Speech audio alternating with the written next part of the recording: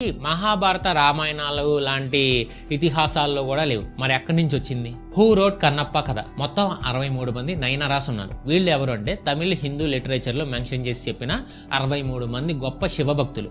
వీళ్ళని శివగురువులు అని కూడా అనుకోవచ్చు. అప్పట్లో ఆ ఏరియా మొత్తం కూడా ఒకటే రాజ్యంలాగా ఉండేది.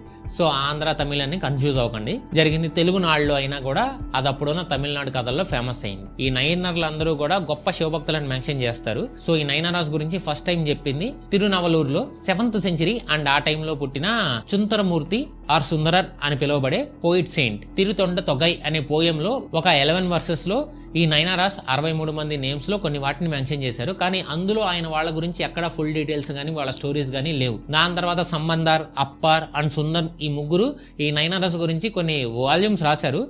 దాంట్లో వాళ్ళ గురించి కొంచెం డీటెయిల్ గా రాశారు. అయితే దాన్ని 10th సెంచరీలో ఏరియా మొత్తాన్ని పరిపాలిస్తున్న రాజరాజ చోళవన్ కలెక్ట్ చేసి ఆయన ఆస్థాన